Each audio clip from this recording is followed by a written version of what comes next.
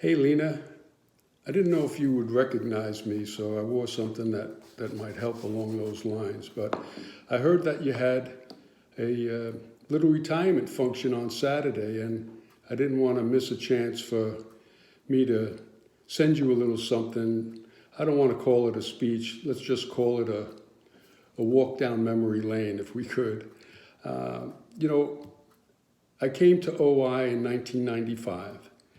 And for 16 years, we worked together. Now, when I first came there, I remember this young, really energetic, but very quiet, very reserved um, secretary sitting at a desk, working diligently, working hard.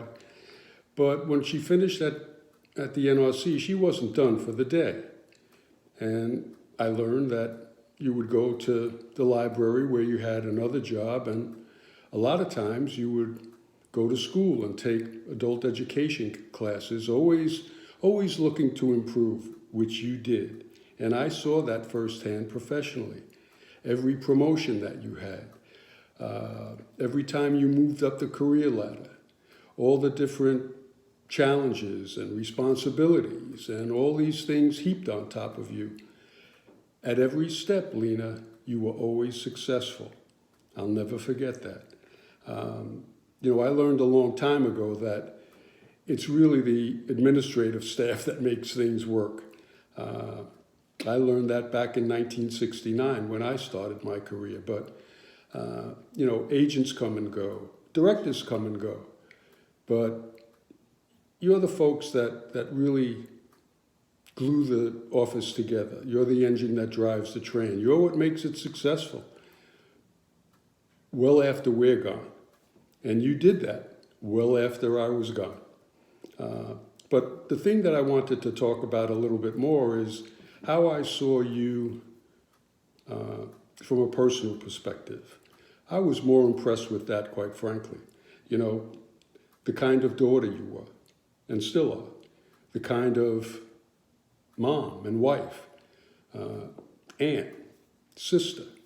We got to know each other's families. I heard the stories and loved to hear the stories about Mr. and Mrs. Gallup and Tina and Chuck and Dookie.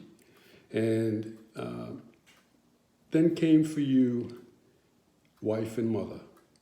And I'll never forget going to the hospital with the entire office and seeing the real product of the love between you and David. Now, today he's Demetrius. He used to be DJ. To me, from the beginning, and probably even now, he's little man to me. I wouldn't call him that to his face because he dropped me for about a 10-yard loss. But I still remember the kids coming in on Bring Your Child to Work Day and all the fun that maybe they had, maybe not as much as we had watching them, but I remember all those times. And I also remember how you and David showered your love upon your two girls and how you brought them into an environment where they could thrive. And all three of your children have become extremely successful. That's what impresses me the most. That's what tells me more about you as a person than as the director's secretary or administrative aide. That's what we're going to be judged on. Not what we did in the workplace, but the kind of things that we did at home. I also remember your little dog, although he wasn't very little, as I recall, her name was Precious.